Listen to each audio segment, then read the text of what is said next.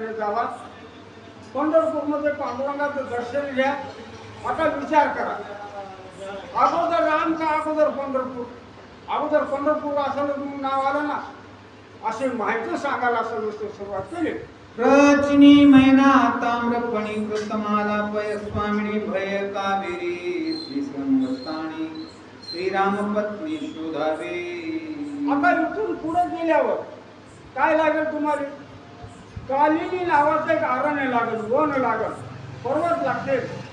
अशा ठिकाणी तुम्ही बारीकेला फिरत फिरत फिरत क्षितिजी आणि रावणाची तुम्ही शुद्धी द्या.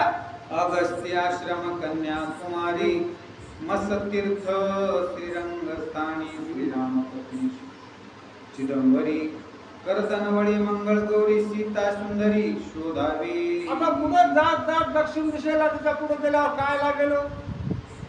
अगस्त्य मुनीचा आश्रम लागेल. आता अगस्त्य ऋषीचा आश्रम म्हणजे इकडे जाईल का अगस्त्य ऋषी? तिथून पुढे कुठे गेल्यावर समुद्राच्या कडेला गेले, समुद्राच्या म्हणजे कन्याकुमारी लागेल.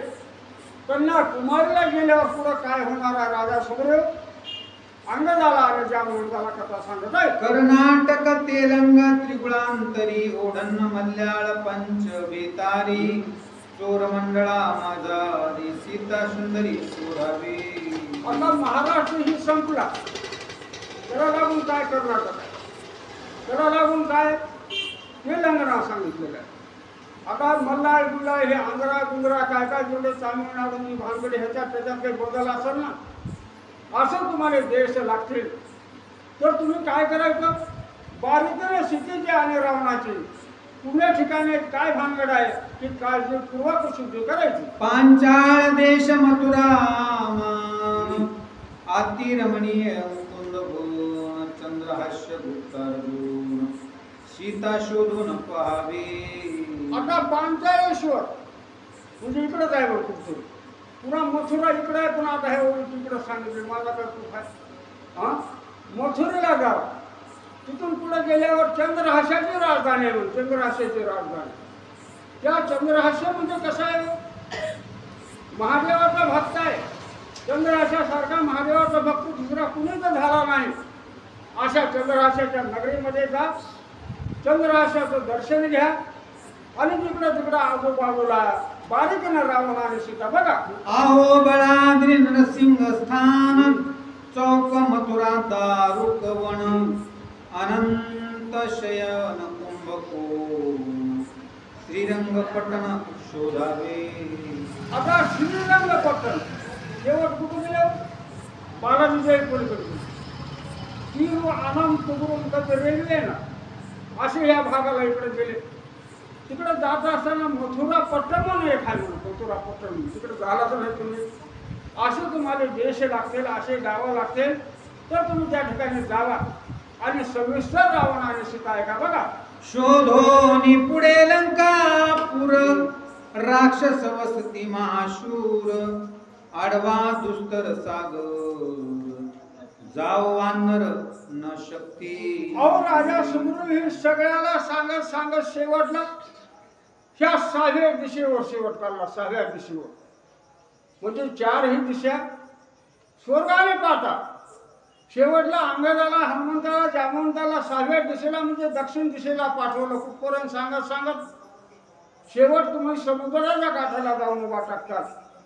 ज्यावेळेस तुम्ही समुद्र नजरेला बघितल्यावर तुम्हाला काही सुद्धा दिसणार नाही, सगळं पाणी दिसेल आणि समुद्राच्या पलीकड लंका आहे असं सांगून टाकलं. दक्षिणे सीता प्राप्ती स्थान म्या सांगितले स्थूलमान तुम्ही अवघे बळवान सीता शोधून आणावी. अहो राजा सुग्रीवानं वानराला आणि युवराज नावाच्या अंगदाला किती मोठेपणा देऊन सांगितलं. आता ही तुम्ही 5 दिशेला बाकीचे पाठवले, 5 प्रधान ही प्रधान पाठवले, पण ही 6वी दिशा महत्वाची असल्यामुळे युवराजाला पाठवले. युवराज म्हणजे अंगद आहे. ह्या 6व्या दिशेला म्हणजे ह्या दक्षिण दिशेला सीता मिळणार आहे, सीतेची शुद्धी लागणार आहे. तर तुम्ही बिलकुल सुद्धा हायगाय करायची नाही आणि तुम्ही साधे सुद्धा नाही. सगळ्या 5 दिशेपेक्षा तुम्ही बळवान आहात, बुद्धिवान आहात आणि सामर्थ्यवान आहात म्हणून तुम्हाला ह्या दिशेचं काम मी दिलं. नळ नीळ प्रज्ञा जांबुवंत तुर्वळी वीर हनुमंत अंगद राजसूत तुम्हात सीता शुद्ध्यार्थ साधावया. अहो राजा म्हणल्यावर बुद्धिवान असेल तर वाचला राजा केले असं ना. त्यानं सगळी हुशारी आणि बुद्धी चालवून राजा सुग्रीवाने काय केलं. ही अवघड दिशा दक्षिण दिशा आहे. ह्या दक्षिण दिशेला सीता सापडणारा सीतेचा काहीतरी मार्ग लागणार आहे म्हणून त्यानं काय केलं. युवराज नावाच्या अंगदाला, सुसेन नावाच्या वानराला, वानराला, पुन्हा हनुमंताला नळ आहे नीळ आहे असे सामर्थ्यवान बलवान जेवढे बुद्धिवान जेवढे तेवढे दक्षिण दिशेला पाठवले.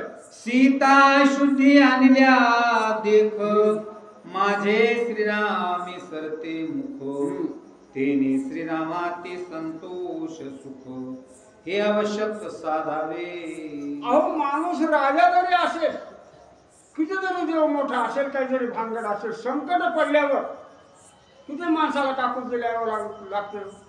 एवढा मोठा राजा सुग्रीव होता, पण सुग्रीवाला अंगदाला नळ निळाला जामवंताला आणि हनुमंताला काय सांगितलं पाकून दिलं. एवढं जर तुम्ही माझं काम केलं आणि स्थितीचं जर शुद्धी आणला, खरोखर तुमच्या एवढे भाग्यवान कोणी नाही. तुमच्या एवढे म्हणजे तुमच्या सारखे त्यांना आधी मोठेपणा दिला. आणि त्याच्यानंतर मी भाग्यवान म्हणजे रामाच्या शब्दामधून रामाच्या ऋणामधून मोकळा झाल्याशिवाय राहणार का. आता हे ना अगोदर रामानं राजा सुग्रीवाचं काम केलं ना. राजा सुग्रीवाची बायको वाळीनं घेतली आणि ह्याला हाकालून लावलं. मग वचन काय दिलं होतं रामानं. राजा सुग्रीवा, तुझी बायको तुझं राज्य मी तुला देतो, पण माझी बायको रावणाच्या लंकेमधून सोडवण्याकरता सहाय्य करावं लागतं. ही दोघांचं एकमेकाचं बोलणं झाल्यामुळं राजा सुग्रीवाने ह्या वानराला दक्षिण दिशेला सांगितलं, तुम्ही एवढं जर काम केल्यावर मी रामाच्या शब्दामधून उतराई होईल आणि तुम्ही माझे आवडते आहात म्हणून तुम्हाला मी दक्षिण दिशा दिली. पालव पसरोनी तुम्हासी मी मागतो अवघ्यासी आणोनी सीतेच्या शुद्धीसी श्रीरामासी सुख द्यावे. आता शेवट ह्या ओळीमध्ये काय सांगितलं. आता एवढा मोठा राजा सुग्रीव आहे, आपल्यापाशी कुठं असेल 1-2-10-5 लाख रुपये, तर माझ्यासारखा कुणीच नाही असा मेलपणा बडजावपणा मारतात. कुणालाच काही कुणाचा शब्द ऐकत नाही. पण एवढा मोठा राजा सुग्रीव असून शेवट त्या वानराच्या समोर आपला पदर पसरला. पदर असा पदर पसरला. तुमच्या समोर मी कसा आहे, भिक्षुक आहे. ह्या झोळीमध्ये दान काय टाकायचं, ते संपत्ती टाकायचं का, पैसा टाकायचा का, अन्नधान्य टाकायचं का नाही. ह्या माझ्या झोळीमध्ये फक्त काय टाका, सीतेची शुद्धी हा शब्द टाका. एवढं जर कार्य केल्यावर माझ्यासारखा भाग्यवान दुसरा नाही. सुखी केल्या श्री रघुनाथा परम सुख आम्हा समजता सीता शुद्धीशी शीघ्र आता वदे वरदार्था सुग्रीव. एवढं काकुलतीने सुग्रीवांना सांगितल्यावर कसं सांगितलं, अंतकरणामधून सांगितलं, मायेनं सांगितलं, प्रेमानं सांगितलं. विरोधाला बिलकुल सुद्धा शब्द ह्या अंगदाला, नळाला, निळाला आणि हनुमंताला सांगितलेला नाही. आणि शेवट आशीर्वाद दिला, तुम्ही ह्या कामाला लागा. रामचंद्राच्या कृपेमुळं, माझ्या नाही म्हणाले तुम्ही, रामचंद्राच्या कृपेमुळं आणि रामचंद्राच्या नामामुळं आणि रामचंद्राच्या आशीर्वादामुळं तुम्हाला यश मिळाल्याशिवाय राहणार नाही. कुंडलिका वरदारी विठ्ठल श्री श्री गणेशाय नमः. सुखी केलिया श्री रघुनाथा परम सुखाम्हा समजता सीता शुद्धीसी शीघ्र होता वदे वर्धता सुग्रीव. सुग्रीव या ठिकाणी काय सांगू लागला आहे, आपली जे वानर सैन्य आहे त्या वानर सैन्याला सांगू लागलेला आहे, ज्यावेळेस तुम्ही सीता मातेचा शोध करताल त्यावेळेस प्रभू श्रीराम कसे होतील, सुखी होतील. त्यांच्या अंतःकरणामध्ये जे काम होतं सीता शोध करायचं ते पूर्ण होईल आणि रामाला ज्यावेळेस सीता भेटत त्यावेळेस राम त्यांच्या ठिकाणी संतुष्ट होतील. आणि त्यांचे संतुष्ट झाले म्हणजे आपण पण संतुष्ट या ठिकाणी झाल्याशिवाय राहणार नाही असं सुग्रीव आपल्या सैन्याला म्हणू लागलेला आहे. तुम्हा मदन फलता यथार्थ शुद्ध सांगे सीता मद समान राज्य सता प्रपूज्यता हृदय. आणखीन काय सांगू लागलाय राजा सुग्रीव सांगू लागलाय, तुमच्यापैकी जो कोणी माता सीतेचा शोध करून सर्वात प्रथम जन सांगन ते पण खरं खोटं नाही, जन पहिल्या सुरू येऊन सांगेल त्याला मी बक्षीस देईन. म्हणजे काय बक्षीस द्यायचंय सुग्रीवजी सांगू लागले तर माझं जसं राज्य आहे त्या माझ्या राजासारखाच राज्या समान मला जसा अधिकार आहे तसाच अधिकार तुम्हाला सुद्धा देईन. जेवढं माझ्याकडे राज्य आहे तेवढंच तुम्हालाही देईन. जसं मी आहे तशाच प्रकारे तुम्हाला सुद्धा माझं अर्ध राज्य दिल्याशिवाय राहणार नाही असा सुग्रीव आपल्या सैन्याला सांगू लागलेले आहे. मुकुट कुंडले कटिसूत्र कंठी पदक विचित्र हार श्रेष्ठ छत्र युग्म चांबर राजधर करीन मी. राजधर करीन मी. मला जसे मुकुट आहे तसंच मुकुट तुम्हाला पण देईन. माझ्या कानामध्ये जसे कवच कुंडल आहेत तसेच कुंडल तुम्हाला पण देईन. मला जसं बसण्यासाठी नखासहित अस्त्र आहे, वाघाचं कातडं जसं बसण्यासाठी आहे तशाच प्रकारे तुम्हाला सुद्धा देईन. आणखीन काय, जे छत्र असतं राजाला ते छत्र सुद्धा तुम्हाला देईन जर तुम्ही सीता मातेचा शोध करून आणला तर एवढं बक्षीस हे मी तुम्हाला देणार आहे असा राजा सुग्रीव या ठिकाणी आपल्या सैन्याला सांगू लागलेला आहे. सीता श्रुती जो सांगता परमाप्र श्री रघुनाथा मुक्ती मुक्तीचा तो दाता एकात्मता आलिंगी. अहो, ज्या कार्यासाठी प्रभू श्रीराम या ठिकाणी आलेले आहेत आणि ते कार्य जर आपण केलं तर रामाच्या मनामध्ये आनंद होईल. तो राम या ठिकाणी सुखी झाल्यावर आपणाला सुद्धा सुखी केल्याशिवाय राहणार नाही. आपलं सुख कशामध्ये आहे? आपल्या जीवाला मोक्ष मिळण्यामध्ये. ज्यावेळेस आपण रामाची सीता आणि रामाची दोघांची गाठ भेट घालून देऊ त्यावेळेस ते आपल्याला आशीर्वाद देतील आणि त्यामुळं आपला जो आत्मा आहे तो सुद्धा या ठिकाणी पवित्र होईल आणि मोक्ष प्राप्त झाल्याशिवाय राहणार नाही. कारण का? करता करविता मोक्ष प्राप्त करून देणारा कोण आहे? प्रभू श्रीराम आहे. आणि त्यांचं काम जर आपण केलं तर ते आपल्याला या मार्गातून मोक्ष मिळाल्याशिवाय राहणार नाहीत असं प्रभू श्रीरामाविषयी हा सुग्रीव या ठिकाणी आपल्या सैन्याला म्हणू लागलेली आहे. अंतरी आलिंगी एकात्मता भाव्य स्थापित देव भक्तता राज्य वैभव निज मुक्तता शुद्धी सांगता हे प्राप्ती. शुद्धी जर आपण शुद्धी करून आणली तर एवढं सगळं प्राप्त आपल्याला होणार आहे. आपण न मागता मागितल्यास तर काही मिळेल, पण ज्यावेळेस आपण सीता मातेचा शोध करून आणू आणि रामाला सांगू त्यावेळेस एवढं सगळं पुण्य आपल्याला मिळणार आहे. त्यामध्ये कसली शंका राहणार नाही.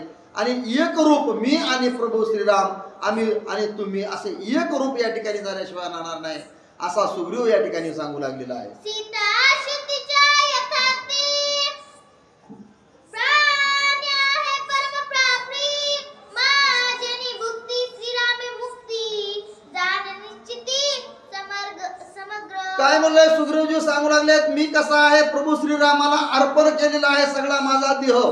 माझी मुक्ती कुठं आहे? श्रीरामाच्या पायाजवळ आहे. मग मी तुम्हाला आदेश देत आहे की तुम्ही सीता शुद्धीचा शोध करायचा आहे आणि ज्यावेळेस आपण सीता मातेचा शोध करू त्यावेळेस आपण प्रभू श्रीरामाच्या समोर मोठ्या गर्वानं जाऊ आणि रामाला सांगू की आम्ही सीता शुद्धी केलेली आहे.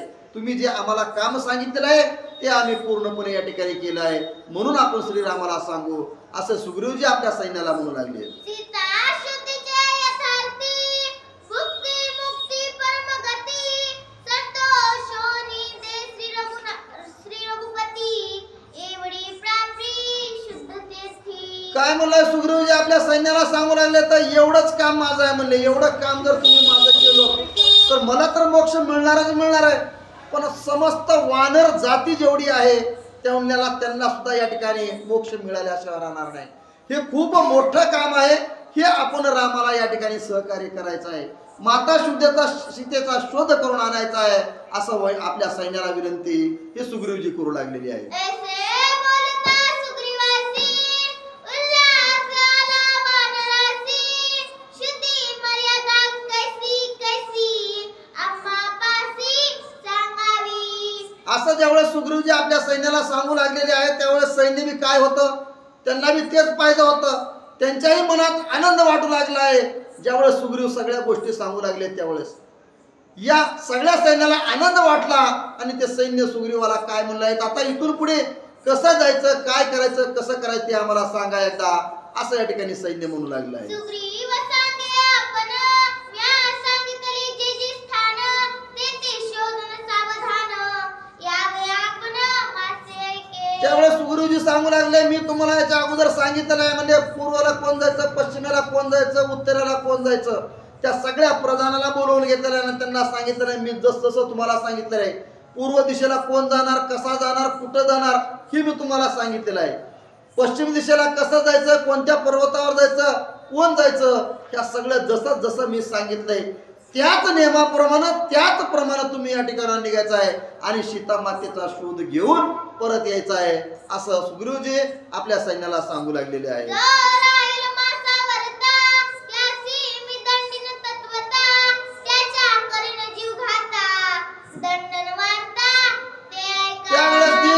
प्रधान होते, प्रधान सुग्रीवाला विचारू लागले ठीक आहे म्हणजे तुम्ही सांगितलं सीता मातेचा शोध करायचा, पण त्याला अवधी किती आहे म्हणले, किती दिवसात शोध करून आणायचा आहे ते तुम्ही सांगा म्हणल्यावर सुग्रीवजी सांगू लागले मी सांगतो इथून पुढं 1 महिन्याचा कालावधी आहे. 1 महिन्यामध्ये तुम्ही सीतेचा शोध करून आणायचा आहे आणि जर सीता मातेचा शोध करण्यामध्ये तुम्ही जर कुचराईपणा केला आणि या ठिकाणाहून तुम्ही जाऊन कुठं जर झोपा काढल्या किंवा तुमच्या राज्यामध्ये तुम्ही जर जाऊन बसला तर तुम्हाला दंड दिल्याशिवाय मी राहणार नाही. बक्षीस अगोदर सांगितलेलं आहे आणि दंड आता सांगत आहे. काय दंड द्यायचा, कसा दंड द्यायचा ते ऐका.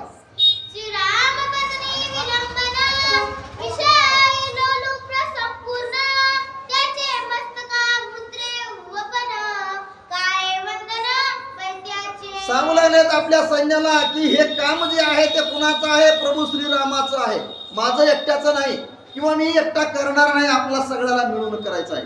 पण हे काम करत असताना, हे राम कार्य करत असताना जर तुम्ही कुचराईपणा केला, दिरंगाईपणा केला, तुम्ही तुमच्या विषयामध्ये लुप्त होऊन तुमच्या घरी जर जाऊन राहिलो तर तुम्हाला शिक्षा कोणती आहे, तुमच्या मस्तकावर जेवढे लोक आहेत तिथं त्यांच्या मुद्र काढायचं आणि तुमच्या डोक्यावर टाकायचं. एवढंच नाही तर आणखीन काय करायचं सांगतात ऐका.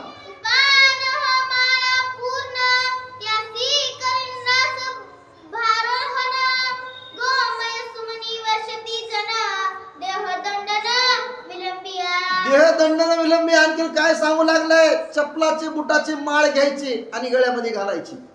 एवढंच नाही तर त्याला कशावर, गाढवावर बसवायचं आणि पूर्ण या किष्किंधा जी नगरी आहे त्या नगरीमध्ये त्याची वरात काढायची. एवढा दंड तुम्हाला देईन, आणखीन दुसरा दंड काय देईन सांगू लागले आहे का.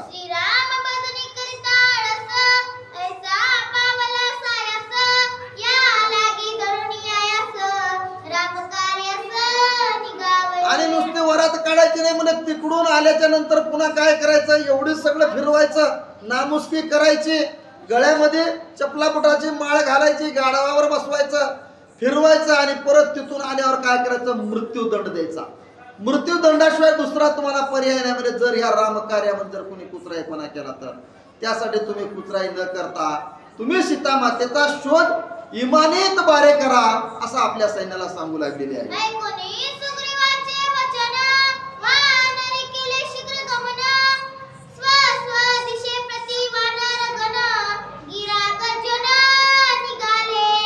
राजा सुग्रीव होता, सुग्रीवानं आपल्या सगळ्या सैन्याला समोर घेऊन सगळ्याला सांगितलेलं आहे कोण कुठं जायचं, कसं जायचं, कशा पद्धतीने जायचं, कुठून वापस यायचं. जर तुम्हाला त्या ठिकाणी तुमची शक्ती क्षीण होऊ लागली तर तिथं तुम्ही रामनामाचा जप करायचा. या सगळ्या गोष्टी सांगितलेल्या आहेत. परत बक्षीस सांगितलेलं आहे आणि जर कुचराईपणा केला तर दंड पण सांगितलेला आहे.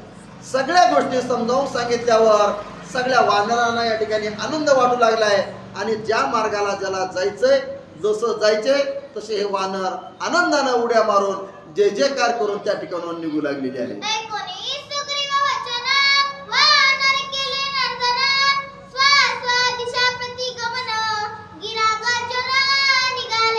गरजू लागले आहेत, मोठमोठे मोठ्यानं हाका मारू लागले आहेत, आनंद व्यक्त करू लागले आहेत, चला आता सीता मातेचा शोध मी करून आणतो. त्यानं म्हणायचा मी करणार, हा म्हणायचा तुझ्या त्यानं होत नाही मी जाणार. असं सगळं जय जयकार करत त्या ठिकाणावर निघाले आहे. जिकडं जा म्हणून सांगितलेलं आहे तिकडं ते सैन्य निघाले आहे. ज्या प्रधानाच्या अधीन 1-1 कोटी सैन्य दिलेलं आहे ते कोटी सैन्य घेऊन आपापले प्रधान आपापल्या देशाला निघून गेलेले आहेत. आणि इकडं काय होतं ते ऐका. वानरी केला भूकार, तुमिले चराचर, प्रतिज्ञा बोलती वीर, दशशिर ग्रहणार्थ. वानर काय करलाय, मोठमोठ्याने गर्जना देऊ लागले आहेत आणि दशरथाचं नाव घेऊलाय. दशरथाला आता कुठं आहे ते, त्याला धरतो आणतो मारतो, मीच जाणार आणि मीच त्या रावणाला धरणार आणि रावणाला घेऊन येणार सांगू लागले आहेत. रावण मीच आणणार, त्याच्या गळ्याला बांधणार, रावण घेऊन येणार. अशा प्रकारे बुबुकार करू लागले आहेत, मोठमोठ्यानं गर्जना देऊ लागले आहेत. त्या गर्जना 3 त्रिभुवना म्हणजे पूर्ण गर्जना त्या ठिकाणी ऐकू येऊ लागलेली आहे. कडी काळाचे तोंड फोडून, आम्ही जानकी आणू हिरोन, रावण बापुडे ते कोण, देखिल्या प्राण घेऊन ये. काय म्हणलंय वानरगण म्हणू लागले तर कोण आहे रावण, काय त्या रावणाचं, आम्ही कळी काळाला सुद्धा न ऐकणारे वानर आहोत. तो रावण काय म्हणजे 10 तोंडाचा आहे, ते एखाद्या चिरटाप्रमाणे आहे. त्यानं जिथं भेटल तिथून आम्ही त्याला उचलू आणि त्याला बांधून आणू. आणि ज्यावेळेस आम्हाला सीता माता भेटल त्यावेळेस सीता मातेला आम्ही आमच्या खांद्यावर उचलून घेऊ आणि या रावणाला आपल्या शिफ्टीला बांधून लोळत लोळत लोळत प्रभू श्रीरामाच्या चरणावर आणून टाकू. असे काही वानर गर्जना देऊ लागलेले आहेत. एक प्रतिज्ञा बोले पूर्ण, युती मिळाल्या रावण, जेवी गजवी भांडी पंचानन, देवी दशानन आणीन. आणखीन काय दुसराच वानर त्या ठिकाणी प्रतिज्ञा घेऊ लागलाय, मला जर वानर भेटला तर मी त्याला कच्चं सोडणार नाही. म्हणजे तिथंच धरणार, तिथंच त्याला 4 मुंड्या चित्त करणार आणि तसाच लोळवीत लोळवीत कहना पण या ठिकाणी आणणार. मी मागं सरकणार नाही, काही होऊ द्या कितीही होऊ द्या. असा दुसरा जो वानर आहे तो त्या ठिकाणी म्हणू लागला आहे. एक प्रतिज्ञा बोले वानर, युती मिळाल्या दशशिर, जेवी मुशक धरी मांजर, देवी दशवक्त्र आणीन. त्यावेळेस दुसरा जो वानर आहे तो काय म्हणू लागला आहे, मला जर तो रावण मला भेटला आणि त्याच्यासोबत जर माझे 4 हात झाले तर त्याला काय करेल मी, एखादं मुंगूस धरताव किंवा एखादं ससा धरताव आणि त्याला पारदी कसा धरतो तसा लोंबवत मी पाठीवर टाकून या रावणाला ओढत ओढत ओढत या ठिकाणी आणन. असा दुसराच वानर त्या ठिकाणी म्हणू लागला. एकाची प्रतिज्ञा दारुण, जेवी पारदी बांधी हरिण, देवी बांधुनी रावण, येथे आणीन किती होते हे प्रधान, किती होते आणि त्यांचं सैन्य किती होतं, कोट्यानो कोटे सैन्य होतं वानराचं. त्यापैकी दुसरा एक जण म्हणू लागला, जर मला जर भेटला ना तर मी धरीन त्याला. कसं, एखादा पारदी हरण धरतो आणि त्याच्या पायाला जसं धरतो आणि पायाला धरून जसं आपल्या पाठीवर टाकतो, बाकीचं तोंड खाली लोंबत राहते, तशी गत मी रावणाची करेन आणि त्याला मी या ठिकाणी घेऊन येईल. असा दुसराच वानर त्या ठिकाणी म्हणू लागला आहे. जेवी चिडी मारा आपण, चिंचात चिडी धरी जाण, देवी चिंचात रावण, येथे आणीन सीतेची. दृष्टांत रूपामध्ये ग्रंथकर्ते काय म्हणू लागले त्या ठिकाणी लिहिलेलं आहे. तो वानर या ठिकाणी बोलू लागला, एखादी चिमणी असते म्हणजे चिमणी, आणि ती चिमणी जर पारजाने धरली तर कसा धरतो, अंगाला धरतो. त्यावेळी ती चिमणी कशी करते, चिव चिव चिव चिव चिव चिव करून आपला प्राण सोडावा, मला सोडून द्यावा, प्राणाच्या आकांताने जशी चिमणी आरडते तसं मी रावणाला धरीन. आणि रावण कितीही जरी आरडला तरी त्याला मी तिथं सोडणार नाही, त्याला घेऊन रामाच्या जवळ येईल. असा वानर तिसरा म्हणू लागला आहे. जेवी कडी गिरिजे मासा, देवी पुच्ची बांधुनी लंगेशा, येथे आणीन रागवेशा, माझा भरवसा तुम्ही. असे काही वानर म्हणायचं वरच चौथा उठलेला आहे. तो म्हणू लागला काय, ग्रंथकर्ते या ठिकाणी कसं लिहिलंय बघा दृष्टांत. जसं पाण्यामध्ये गळ टाकतो, गळ टाकल्याबरोबर मासा कसा त्या गळाला अडकतो, ताबडतोब ती गळ खाण्यासाठी बघतो, म्हणजे जे अन्न आहे ते अन्न खाण्यासाठी तो मासा येतो आणि कसा गळाला अडकून बसतो. तशाच प्रकारे या रावणाला मी धरण शेपटानं बांधन आणि फरफडत फरफडत ओढत ओढत का होईना पण मी रामापाशी घेऊन येईन. असा चौथा वानर म्हणू लागलेला आहे. जेवी पारद्याचे श्रान, आणि सगळ्या बांधून, देवी आणीन दशानन, सत्यवचन श्रीराम. सत्यवचन श्रीरामा सत्यवचन मी सांगतो म्हणाले, प्रतिज्ञा घेऊ लागले. तर मला जर रावण भेटला, जसं पारधी लोक आपल्या जाळ्यामध्ये एखादी शिकार करतात आणि जाळ्यामध्ये टाकतात आणि पाठीवर लोंबत जसं घेऊन येतात, त्याचं रक्त काही पडत असेल, काही मांस पडत असेल, पाय तुटलेले असतील किंवा तोंड फुटलेलं असेल, तसेच पारधी आपल्या पिशवीमध्ये जसं घालतात, तसं या रावणाला मी घेऊन या ठिकाणी येईल, असे काही वानर म्हणू लागले आहे.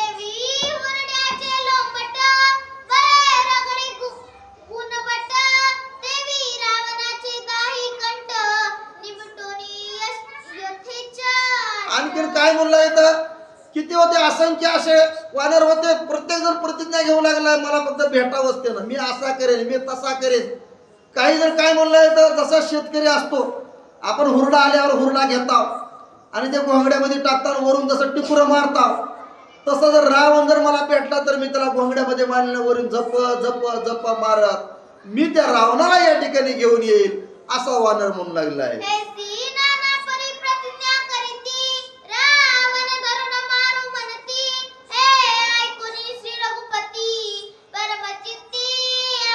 अशा नाना प्रकारचे वानर आहेत. नाना एक गेला की दुसरा प्रतिज्ञा करू लागला, दुसरा गेला की तिसरा प्रतिज्ञा घेऊ लागलेला आहे.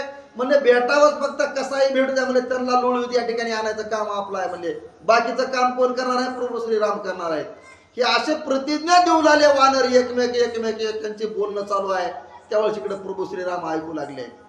ऐकल्यावर रामाला त्या ठिकाणी आनंद वाटू लागला आहे आणि आनंदामध्ये प्रभू श्रीराम खत हसू आवरणा गेले.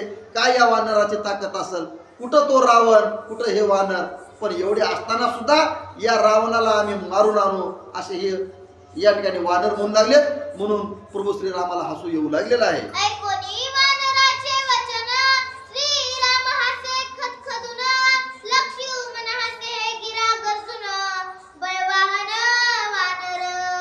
ऐकू आलेलं आहे, यांचं बोललेलं संभाषण होऊ लागलेलं हे ऐकू लागले दोघं जण, प्रभू श्रीराम आणि लक्ष्मण. पण ज्यावेळेस यांचं सगळ्याचं बोलणं ऐकू लागलं त्यावेळेस त्यांना आनंद वाटू लागला, हसू लागले.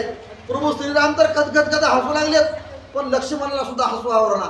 का तर किती बापुडे होते वानर, पण त्यांच्यात ताकद होती का एवढी? पण राम नामाच्या सामर्थ्यावर प्रभू राम आपल्या पाठीमागे आहे ते माहिती होतं त्यांना.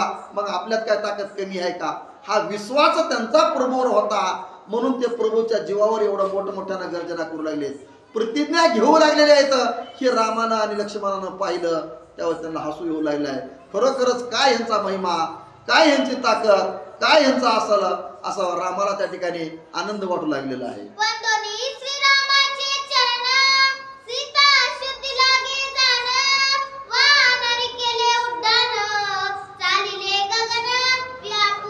प्रत्येक जण येऊ लागलाय, वानर प्रभू श्रीरामाचं दर्शन घेऊ लागलाय, उड्डाण मारून जाऊ लागलाय. तिसरा येऊ लागलाय, दर्शन घेऊ लागलाय, जाऊ लागलाय. असे एका मागे एक जेवढे काही वानर होते तेवढे यायचे, प्रभू श्रीरामाचं दर्शन घ्यायचं आणि जे आपल्याला कार्य दिलेलं होतं, जी दिशा दिलेली होती त्या दिशेला हे सगळे वानर निघू लागलेले आहेत.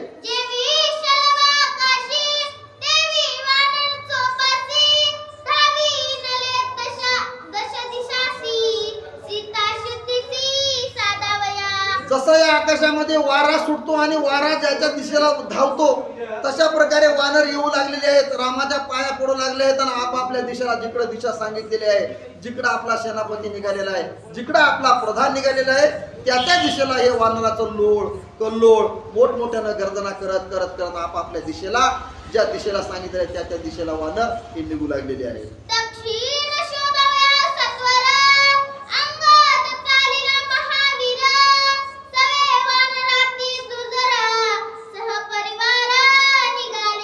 आता झालेली आहे पूर्व दिशा संपली, पश्चिम दिशा संपली, उत्तर दिशा संपली, आता राहिली होती दक्षिण दिशा. त्या दक्षिण दिशेचा कारभार कुणाकडे दिलेला होता? युवराज अंगदाकडे दिलेला होता. अंगदाचा परिवार म्हणजे घरचा नाही, जो त्याच्या मेळ्यामध्ये होता, कोण कोण नळ, नीळ, जामवंत, हनुमंत, हा अंगद आपला सगळा परिवार घेऊन दक्षिण दिशेला निघण्यासाठी अंगद तयारी करू लागलेला आहे.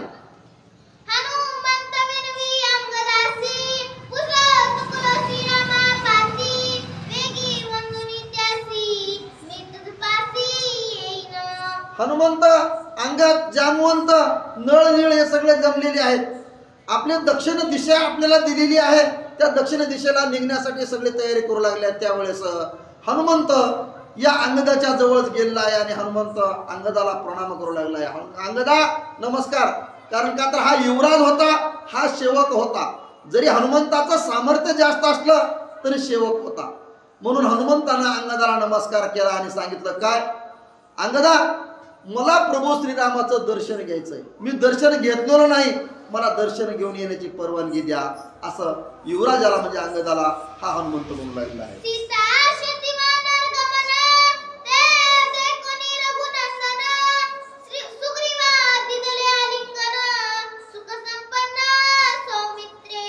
आलेले आहे जवळ, प्रभू श्रीरामाला दर्शन घेतलेलं आहे. या सुग्रीव राजाचं आलिंगन घेतलेलं आहे, त्याला सुद्धा दर्शन दिलेलं आहे. आणि आता दक्षिण दिशेला आपण जाण्यासाठी सगळे मिळून सज्ज होऊन दक्षिण दिशेकडे निघालेले असते. तेव्हा काय होतं,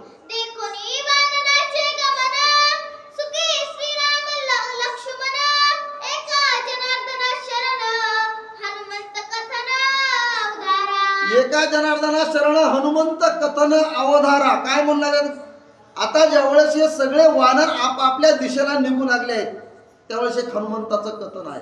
आघात कथन आहे, ते कुणालाही करणं होणार नाही. ग्रंथ करते एकनाथ महाराज एवढं ग्रंथ करते असून सुद्धा ते आपल्याला सांगू लागले आहेत. हनुमंताचं कथन मला सुद्धा झालेलं नाही. त्याची जी प्रशंसा आहे, त्याचं जे कार्य आहे हे मला लिहिता येत नाही. म्हणजे लिहिलंय ते सुद्धा अपुरं आहे. सांगणं तर वेगळंच राहिलं, लिहून सुद्धा अपुरं आहे. ही अशी कथा हनुमंताची आहे असं ग्रंथकर्ते आपल्याला सांगू लागलेले आहे.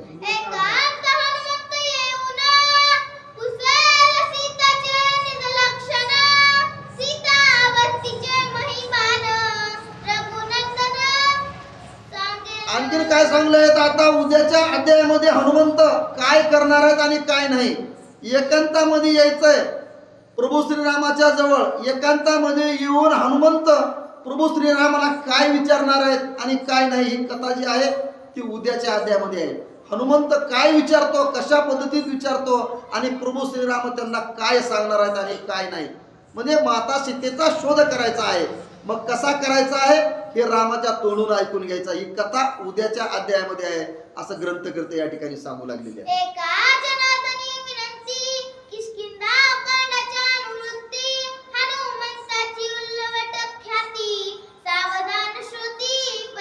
सावधान श्रोती प्रस्तावी म्हणजे ऐकलेलं आहे तुम्ही किष्किंधा कांडामध्ये हनुमंतानं काय काय केले आणि काय काय नाही. हे सगळं किष्किंधा कांड पूर्ण हनुमंतावर होतं का होतं, पण याच्यापेक्षा बी कथा उद्या आणखी इथून पुढे हनुमंताची कथा ही रसाळ आहे. इथून पुढचं काय काय हनुमंत कसे कसे ख्याती करणार, लंकेमध्ये कसे जाणार, सीता मातेचा शोध कसे घेणार, रावणापाशी कसं जाणार, पुन्हा रावणाला काय करणार, ही किष्किंधा अध्यायाच्या शेवटच्या ओवीमध्ये आहे. तुम्हाला ते ऐकण्यासाठी इथून पुढची कथा आहे असं ग्रंथकर्ते सांगू लागलेले आहे.